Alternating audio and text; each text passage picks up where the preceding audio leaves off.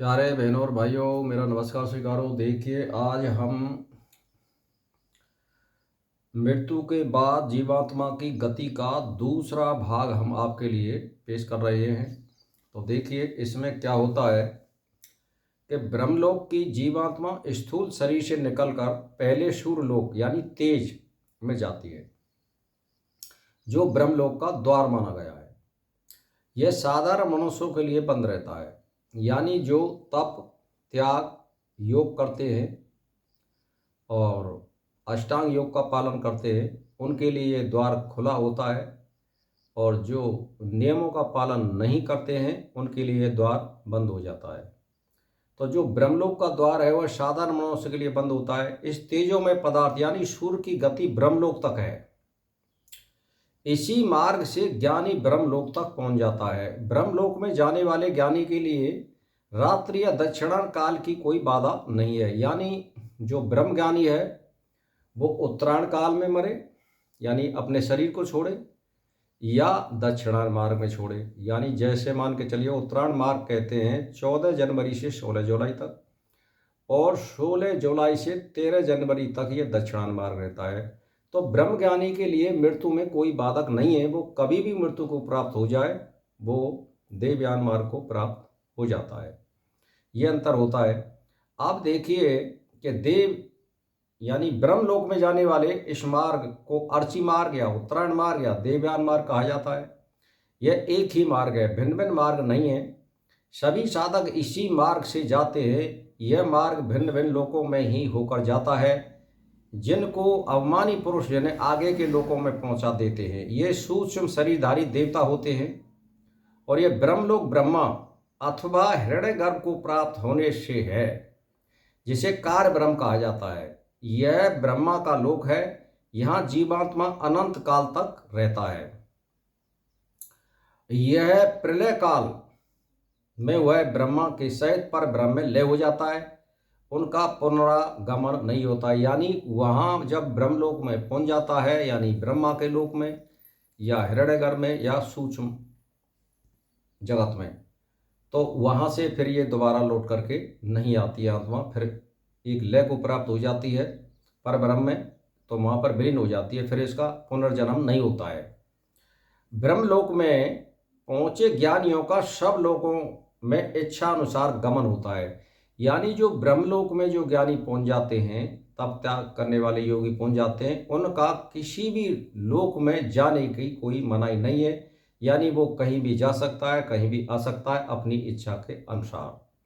ब्रह्मलोक में पहुंचे हुए मुक्तात्माओं का केवल वहां के दिव्य भोगों को ही भोगने का अधिकार है। उन्हें जगत की उत्पत्ति, संचालन, प्रलय का कार्य करने का अधिकार नहीं है। यह कार्य पर ब्रह्म का ही है। ये ब्रह्मा के अधीन रहते हैं। अतः सृष्टि के कार्यों में हस्तक्षेप करने का इनका अधिकार नहीं है, ना उनकी शक्ति है। यानी जीवात्मा जो होती है हमारे अंदर, जो परमात्मा का जो अंश है जीवात्मा, जिसको आत्मा भी कहते हैं, अगर ये निकल के यहाँ से जाती है और ये ब्रह्मलोक में पहुँच जाती है, तो वो दो चीज़ नहीं कर सकती है। यानी कहने का मतलब ये है कि वो प्रलय नहीं कर सकती है और सृष्टि नहीं कर सकती है, क्योंकि ये काम जो होते हैं वो परब्रह्म के होते हैं, अन्य के नहीं होते हैं। तो देखिए, और ना उनकी शक्ति होती है। प्राण जीवात्मा का उपकरण है, इंद्रियों में से श्रेष्ठ है, क्योंकि उनके निकल जाने पर सभी इंद्रियां व्यर्थ हो जाती हैं।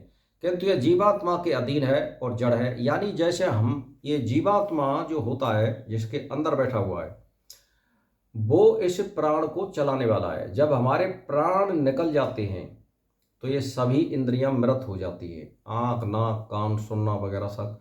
क्यों कि ये जो प्राण है ये जीवात्मा के अधीन है। वो वहाँ से उसके कनेक्शन को काट देता है तो प्राण वायु नहीं चल पाती है। ये जीवात्मा के अधीन है, तो अधीन है और जड़ है। केवल जीवात्मा ही चेतन है। प्राण के सहयोग से ही जीवात्मा एक शरीर से दूसरे शरीर में जाता है। यानी वायु के द्वारा वहन करके ये एक शरीर से दूसरे शरीर में जाता है। लेकिन जहाँ जिसके भोग नहीं होते वो फिर उस शरीर में श्वास नहीं ले सकता, इसीलिए अन्य शरीर में वो जाता है। मृत्यु के बाद में इस जीवात्मा के अंदर दो पदार्थ ज़्यादातर होते हैं, अग्नि और वायु और आकाश, ये तीन होते हैं। पृथ्वी और जल इसमें से निकल जाते हैं।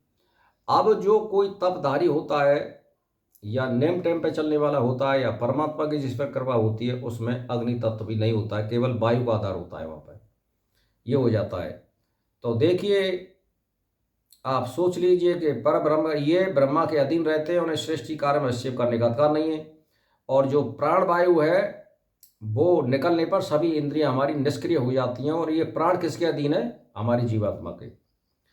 अब इसमें आप देख लीजिए कि मृत्यु के बाद जीवात्मा स्थूल शरीर का त्याग करके अन्य सभी सूक्ष्म तत्वों को साथ लेकर जाता है, जो बीज रूप है, इन्हीं से पुनः नया शरीर धारण करता है। यानी ये जीवात्मा जाता है स्थूल शरीर को छोड़ करके, सूक्ष्म जो शरीर होता है उसको साथ लेकर के जाता है। वो जो जीवात्मा का बीज है उससे फिर वो नए शरीर का सृजन करता है। आप सोच लीजिए, इस तरह से इसकी मृत्यु के बाद गति होती है और पुनः नया शरीर बन जाता है। पुण्य कर्म करने वाले देवयान या प्रत्यान मार्ग से सुरलोक में जाते हैं।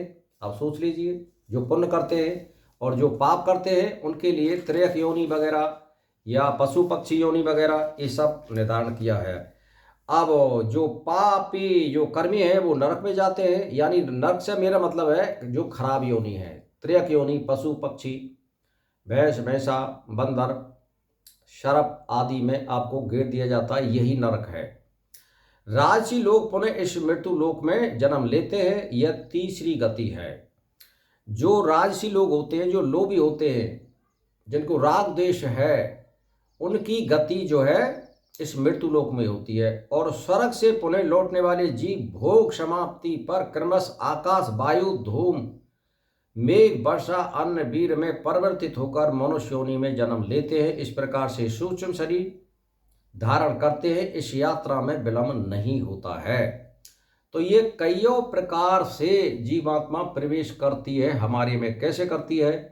जैसे मान के चलिए कि वहाँ स्वर्ग लोक में उसके भोग नष्ट हो गए, अब वो बरसात के रूप में हमारी पैदा में आएगी और पैदा के रूप में हम उसको खाएंगे, साग सब्जी या जड़ी बूटी जो भी है उसमें से खाएंगे, तो वो फिर हमारा रज और वीर्य बनेगा और फिर उसके द्वारा गर्भाधान होगा और फिर जीवात्मा का निर्माण शुरू हो जाता है। इस तरह से ये जीवात्मा का चक्र है, ये इस तरह से आती है और जाती है। मुक्ति में एक बहुत बड़ी अवस्था होती है, वहाँ जाने के बाद उसकी गणना 37,000 करोड़ वर्ष बताते हैं ऐसा ग्रंथों में, तो वो बहुत बड़ी अवधि है। लेकिन फिर भी उसके बाद में फिर उसको जन्म मिलता है।